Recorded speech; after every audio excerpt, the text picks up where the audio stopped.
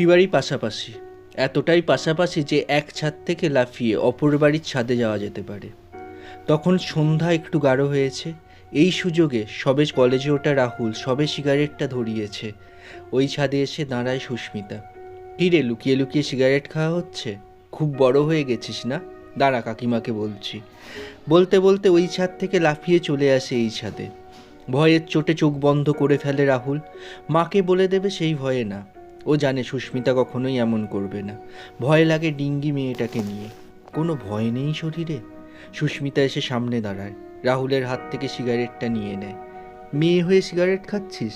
এবার আমি বলবো কাকিমাকে? রাস্তা থেকে চোখ সরিয়ে তাকায় রাহুলের দিকে, শ্লেষ মেশানো গলায় বলে ওঠে, ওসব ছেলে মেয়ে কী রে লবা, ভেদভাব তোরা করিস, ক্যান্সার করে না বুঝলি? বলে হাসে মেয়েটা। রাহুল বলে, হ্যাঁ রে, আজ তোর জন্মদিন, নিমন্ত্রণ পর্যন্ত করলি না শালা কিপটে। আমার আবার জন্মদিন? দীর্ঘশ্বাস ফেলে মেয়েটা। আজব বাড়ি জানিস, জন্ম দেওয়ার অধিকার আছে অথচ মেয়েদের নাকি জন্মদিনে অধিকার নেই। যত সব। রাহুল জানে সেটা, ওদের বাড়িতে মেয়ের জন্মদিন পালন করতে নেই নাকি। রাহুল দাঁড়ায় 1 মিনিট বলে ছাদ থেকে নেমে যাচ্ছিল, পিছু ডেকে সুস্মিতা বলে, কী রে, সত্যি কাকিমাকে বলতে যাচ্ছিস নাকি? রাহুল বলে, আর খাবি আমার থেকে কেড়ে নিয়ে? হাসে সুস্মিতা, বলে, যতদিন তুই না ছাড়ছিস আমিও কেড়ে নেওয়া ছাড়ব না। রাহুল নেমে যায়। কিছুক্ষণ পরে একটা ছোট কেক আর কোথা থেকে খুঁজে পাওয়া অর্ধেক হওয়া মোমবাতি হাতে নিয়ে ফেরে। সুস্মিতা দেখে অপ্রস্তুত হয়, ভিতরে ভিতরে আহ্লাদিতও হয়। বেশ কিছুক্ষণ ধরে চলে দুজনার সেলিব্রেশন। চলে যাওয়ার আগে সুস্মিতা কেক লাগা হাতে রাহুলের গাল টিপে দিয়ে বলে, থ্যাংক ইউ রে। রাহুল কিছু বলে না, মুখে শুধু হাসে একটু। চলে যেতে গিয়েও একটু থমকে দাঁড়ায় সুস্মিতা। ওর দিকে ফিরে বলে, কিছু বলবি? রাহুল উত্তর দেয়, না তো। এর বেশ কিছুদিন পরের ঘটনা। সন্ধেবেলা ফোন করে তাড়াতাড়ি ছাদে আসতে বলে সুস্মিতা রাহুলকে। রাহুল ছাদে এসে দেখে মেয়েটা গোমরা মুখে দাঁড়িয়ে আছে ওই বাড়ির ছাদে। রাহুলকে দেখে রাগ মেশানো গলায় বলে, সিগারেট এনেছিস? দে। রাহুল বলে, এনেছি, চলে আয় এই ছাদে। না রে, যেতে পারবো না, অসুবিধা আছে। তুই ছুঁড়ে দে। কি অসুবিধা? ঝাঁঝিয়ে ওঠে মেয়েটা। অত জেনে তোর কি কাজ, দিবি তো দে। অগত্যা তাই করতে হয় রাহুলকে। সুস্মিতা ওদের ছাদের দরজাটা ভেজিয়ে দিয়ে এসে দাঁড়ায়। রাহুল বলে, গোমরা মুখ কেন? তুই তো নিটে র্যাঙ্ক করেছিস শুনলাম। করেছি তো কি, আমি তো মেয়ে, আমার একটা ভাই আছে জানিস না? ও করবে যখন, তখন সেলিব্রেশন হবে। মেয়েটা চুপ করে। রাহুল বুঝতে পারে পরিস্থিতি খারাপ। আজও সাহস করে ছাদ টপকায়। কাছে এসে দাঁড়িয়ে বলে, কি হয়েছে বল না। তোকে কি আর সাদে লবা বলি? যাব বাবা, আমি কি করলাম, আমার ওপর রাগ করছিস কেন? রাহুল শুধ হয়ে কিছুক্ষণ চুপচাপ। তারপর সুস্মিতা বলে ওঠে, জানিস রাহুল, আমার একদম এদের মাঝে বাঁচতে ইচ্ছা করে না। মাঝে মাঝে মনে হয় আমি এই পরিবারের অংশই যেন না, যেন একটা বোঝা, একটা মাথা ব্যথা। ভাই ভালো পড়াশোনায়, ভাইকেও পড়াতে হবে, তাই আমার স্বপ্নের কোনো দাম নেই। দূর, কেউ শোনেই না, ভাবেই না আমার কথা। আমার মা বেঁচে থাকলে কি এমন হতো? শেষে কথা বলতে বলতে গলা বুঝে আসে মেয়েটা। রাহুল তার মাথার পিছনে হাত বুলিয়ে দেয়। মেয়েটা ছলো ছলো চোখে রাহুলের দিকে তাকায়।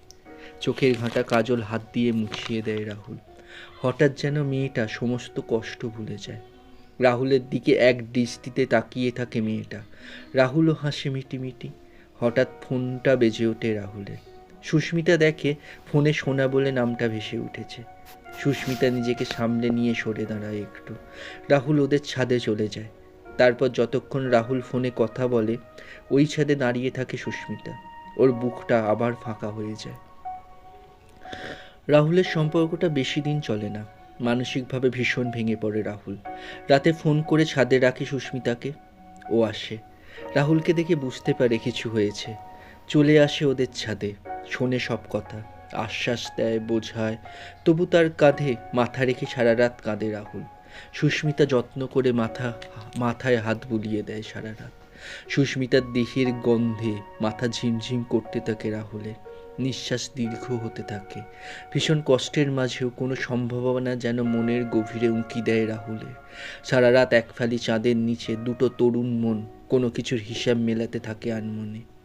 চলে যাওয়ার আগে রাহুল সুস্মিতাকে জিজ্ঞাসা করে, ওই কিছু বলবি? সুস্মিতা বলে, না তো। সুস্মিতার জন্মদিনের দিন চলে আসে। রাহুল কেকের বাজেট আগের বছরের চেয়ে বাড়ায়, কিন্তু সন্ধ্যে থেকে ফোন করেও মেয়েটাকে পাওয়া যাচ্ছে না। সব সময়ই ব্যস্ত বলছে। রাহুল ছাদ থেকে দেখতে পায় সুস্মিতা বাড়ি থেকে বেরিয়ে একটু দূরে একজনের বাইকে চেপে চলে যাচ্ছে। ইদানিং রাহুল লক্ষ্য করেছে ওই ছেলেটা মাঝে মাঝে একটু দূরে সুস্মিতাকে নামিয়ে দিয়ে যায়। কেন জানে না একটা অদ্ভুত দুঃখ রাহুলের গলার কাছে এসে আটকায়। কেন জানে না হঠাৎ করে রাহুলের মনে হয় কেউ কিছু যেন কেড়ে নিচ্ছে তার থেকে। রাগে ফোনটাই সেই সন্ধ্যায় সুইচ অফ করে দেয় রাহুল। কিছুদিন পরের ঘটনা, রাহুলের বাবা মারা যায়। হঠাৎ একটা জলজ্যান্ত মানুষ ঘুমের মধ্যে চিরনিদ্রার দেশে চলে যায়। সন্ধেবেলার রাহুলকে ছাদে দাঁড়িয়ে থাকতে দেখে আসে সুস্মিতা। উস্কো খুস্কো ছেলেটাকে দেখে বড় মায়া হয় তার। কাছে এসে দাঁড়াতেই কান্নায় ভেঙে পড়ে ছেলেটা। মুখ টেনে বুকের কাছে রাখে সুস্মিতা। ছেলেটা ঘোরের মতো বলতে থাকে, কি হয়ে গেল দেখ, এবার আমি কি করব? মেয়েটা বুঝতে পারে এটা সেই মাথার ওপর থেকে ছায়া চলে যাওয়ার ভয়, অসহায়তা। মেয়েটা বলতে যায়, সব ঠিক হয়ে যাবে, তুই একা নয়, আমি আছি তোর পাশে, আমি আজীবন থাকবো তোর পাশে। বলা হয়ে ওঠে না। নিচে থেকে কেউ একজন ডেকে ওঠে রাহুলকে। এরপর থেকে রাহুলের জীবন পুরো পাল্টে যায়। বাড়ির একমাত্র ছেলে, তাই দায়িত্ব নিতে হয় সংসারের। একটা বেসরকারি জব করতে শুরু করেছে। ওদিকে সুস্মিতার জীবনও অনেক পাল্টে গেছে। গ্র্যাজুয়েশন শেষ হতেই তার বাবা তার বিয়ে ঠিক করে বসে। তার কোনো জারি জুরি চলে না। অনেক দিন পর রাহুল ছাদে আসে আজ। আর সপ্তাহখানেক বাকি সুস্মিতার বিয়ের। পাশের বাড়ি সেজে উঠছে উৎসবের আবরণে। যবে থেকে শুনেছে রাহুল যেন শূন্য হয়ে গেছে। রাহুলের মনে হচ্ছে কিছু যেন তার থেকে দূরে চলে যাচ্ছে, যা তার জীবনের অংশ ছিল। কিন্তু কিছু করার নেই। যেন সেই বাবা চলে যাওয়ার পরের অসহায়তা তাকে ঘিরে বাসা বেঁধেছে আবার। পিছন থেকে কেউ এসে পাশে দাঁড়ায়। কিছুক্ষণের নিস্তব্ধতা। সুস্মিতা বলে, আর ছাদে আসিস না কেন? কতদিন আমি তোর জন্য ঠায় দাঁড়িয়ে অপেক্ষা করেছি জানিস? রাহুল বলে, কি করব বল, বাড়িই তো ফিরি মধ্যরাতে। আবার কিছুক্ষণের নিস্তব্ধতা। এবার রাহুল জিজ্ঞাসা করে, হ্যাঁ রে, তুই হ্যাপি তো? সুস্মিতার ছোট্ট উত্তর, না। রাহুল বলে, তবে বিয়ে করছিস কেন? সুস্মিতা বলে, তুই বারণ কর, করব না। রাহুল বলে, আমি কি বলবো? মাথা নিচু করে রাহুল। মেয়েটা একটা দীর্ঘশ্বাস ফেলে। আবার কিছুক্ষণের নিস্তব্ধতা। মেয়েটা বলে, একটা লাস্ট সিগারেট খাওয়াবি? রাহুল বলে, আমি আর সিগারেট খাই না। মেয়েটা উচ্ছ্বসিত গলায় বলে, সাবাস বেটা, ছেড়ে দিয়েছিস স্মোকিং? রাহুল বলে, ছাড়িনি, এখন বিড়ি খাই। মেয়েটা হেসে ফেলে, যেন অনেক দিন পর হাসছে সে। চলে যাওয়ার আগে একটু দাঁড়ায়, কিন্তু আজ কিছু বলে না। বিয়ের দিন সন্ধেবেলা ফোনে রাহুলকে ছাদে রাখে সুস্মিতা। বউয়ের সাজে এসে পাশে দাঁড়ায়। হঠাৎ জড়িয়ে ধরে রাহুলকে। রাহুলের খুব কান্না পায়। বুকের মধ্যে কিছু একটা যেন কেউ নিখড়ে নিচ্ছে।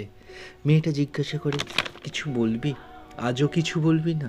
রাহুলের ইচ্ছা করে বলে যে, প্লিজ ছেড়ে যাস না, বড্ড একা হয়ে যাব রে, থেকে যা না আমার কাছে সারা জীবন। সে কিছু বলে না মুখে। তার জীবন এখন ভীষণ অগোছালো, অসুরক্ষিত। তার বিধবা মা আছে, অবিবাহিত বোন আছে। কি বলবে সে?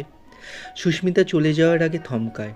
সে মনে মনে ভাবে, পিছনের মানুষটা যদি একবার আটকায়, একটিবার পিছন থেকে ডাকে, বলে ওঠে ভালোবাসি, যাই হোক, যত যাই হোক, সে কোথাও যাবে না। সে বাঁচবে জীবনে একবার, প্রাণ ভরে বাঁচবে। পিছন থেকে কেউ পিছু ডাকে না। মেয়েটা ঘুরে শুধু বলে, ভিতু কোথাকার, আসছি। সে লাফ দেয় এই ছাদ থেকে ওই ছাদে। কিন্তু মানসিক হাসপাতালে বসে রাহুল আজও ভাবে, মেয়েটা সেদিন ওই ছাদে পৌঁছাতে পারেনি, নাকি পৌঁছাতে চায়নি।